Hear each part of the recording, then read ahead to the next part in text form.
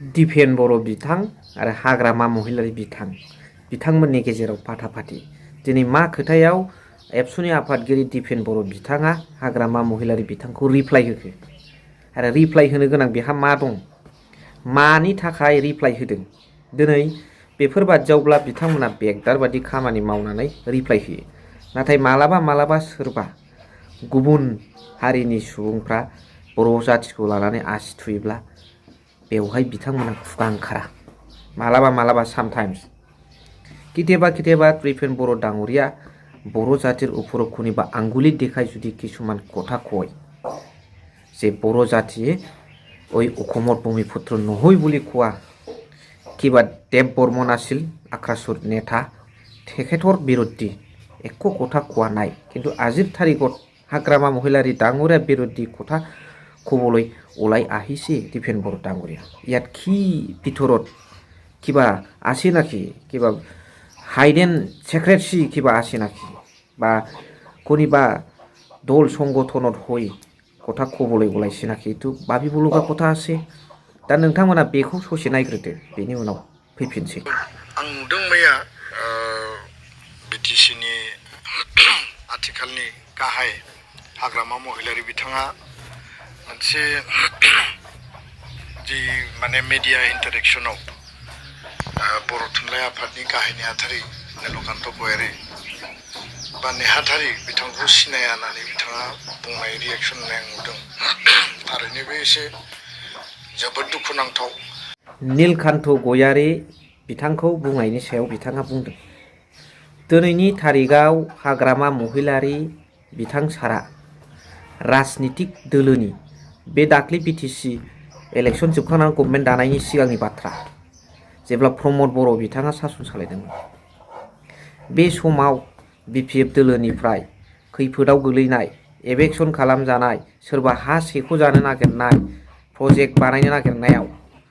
बेफोराव बिपिएफनि कर्मीफ्रा थांनानै मदद होदों एसेबाबो राजखान्थियारि लाबालाबनि थाखाय नङा मददा जाहैबाय सासे खाथिरदारि एभेक्शनाव गोलैजानाय सुबुंफोरखौ मदद हैनाया सुबुंनि मोनसे आखु धोरोम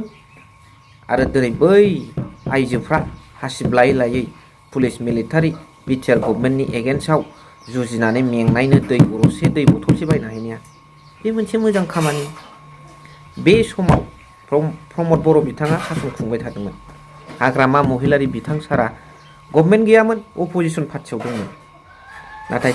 बिथांमोननि रायजो राजानि जानानै हाग्रामा महिलारि सारनि दैदेननाय बिपिएफ दोलोआ गोबां खामानि मावना होदों बुंना होदों बेवहायसो खोथाया गाना जादों घटनाथ' इयाद हल नीलकान्त गयारी बिथाङा बर' साहित्य सभानि सासे गाहाय नेहाथारि जानानै बेवहाय गेजेरनि जानानै बुङाखै हदाय एबसुजों लोगोसे थाफानानै बिथांमोना खोथा बुंदों अब्ला बे समाव एबसुआ मा खोथा बुङामोन जेब्ला गोजां बोथोराव गोबां एभेक्शन फेरेंगानि गेजेरजों एक्स इएम फेरेंगा डांगरिया दारादि बहुत राय सकले एभेक्शনৰ বুলি হ'ব লগা হৈছিল প্ৰমোদ বৰ' ডাঙৰীয়া শাসন কালত ইয়াত ৰাইজৰ হৈ এপছুৱে একো কথা কোৱা নাই লগতে নীলকান্ত গয়াৰীও কিছুমান কথা একো কথা কোৱা নাই बेसो जादों खोथाया पइन्टआ आरो बे थार्मेल पावार प्रजेक्टनि फारसेबो बिथाङा रायजोफोरनि जानानै जेबो होनाखै एथ' हासिब लानानै बर' रायजोफ्रा दावहा नांसेयावबो एबसुजों लोगो लानानैसो बिथाङा मिथिं गाबफादों एबसुआ मा बुंदों गायसननांगौ मानो गायसननांगौ प्रमद बर'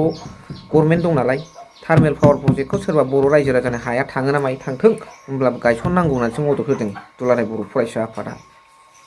फर दा इन्ट्रेस्ट अफ दा पिपोल बे खामानियाव फैयाखै होमब्ला एबसुजों लोगो लाफानायमोन नीलकान्त गयारी मा एबसुआ मा नोंथांमोना मिथिखागौ एबसुआ जेब्लाबो इउपिपिएलखौ मदद होयो आरो इउपिपिएलनि आदर्शजों सोलियो आरो इउपिपिएल दोलोखौ एबसुआनो सालायो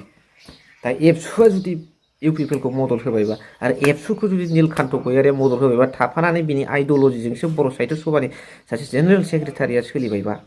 बर' रायजो राजाफ्रा गोदोनानै थालांथों बायला जिला जालांथों अब्लाबो फंसे खोथा बुङाखैबा बै समाव हाग्रामा महिलारि सारा अपोजिशन हिसाबै दंमोन फंसे फंनै खोथा बुङोब्ला बा हाग्रामा महिलारि सारा बुङोब्ला नीलकान्त गयारी सारमोना अपोज होयोमोन बिनि एगेन्स्टआव बुङोमोन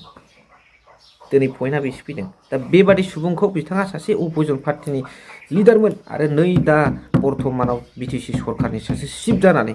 बोरैथो सिनायगौ बिथाङा जुदि गेजेरनि जानानै खामानि मावोमोनब्ला रायजोनि जानानै खामानि मावोमोनब्ला हसा हसिखि जुदि नीलकान्त गयारी डाङरिया जुदि रायजोर हय खाम करिले हय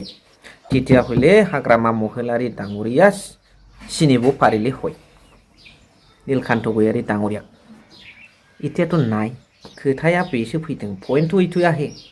তর্ক বিতর্ক কৰিব গ'লে এইটো আহে बेनो रायजो राजाफोर नोंथांमोना आरो मा नलेज दंबावो लिरनानै हर आं फरायगोन आं नलेज लागोन स' दिनैनि भिडिअखौबो एसेखिनियाव दोनथ'बाय अब्ला नोंथांमोना मा सानो दिपेन बर' बिथाङा हाग्रामा महिलारी सारनि सायाव काउन्टार होनाया भेलु गोनां ना भेलु गैयै ना बिथांमोना हाग्रामा महिलारी सारनि सायावल' काउन्टार होनो हायो जुदानि सायाव हाया नामा जुदायावथ' बिथाङा मा सोरनोबा गरखालेण्ड सोरनोबा कमथापुर बिनानै होयो नाथाय बर' हारिनि बड'लेण्ड देरसिन सिमां बर' हारिनि बड'लेण्डखौबा हले बिथाङा बिनो हाया আজিৰ তাৰিখত ক'ব গ'লে সঁচা সঁচিকে দীপেন বড়ো ডাঙৰীয়া বড়োলেণ্ড দাবী কৰিব নোৱাৰে কিন্তু বেলেগৰ কাৰণে কমতাপুৰ বেলেগৰ কাৰণে গোৰ্খালেণ্ড দাবী কৰিব পাৰিব কিন্তু নিজৰ কাৰণে বড়ো জাতিৰ सबसे ডাঙৰ সপোন जितु बड'लेण्ड बेखौ केতিয়াও मुगत आनिब নোৱাৰে मा फुल स्टप होथाखो बिथांमोना रायजो राजा लिरनानै हरबानो जाबाय थेंक इउ भेरि माच फर वाचिं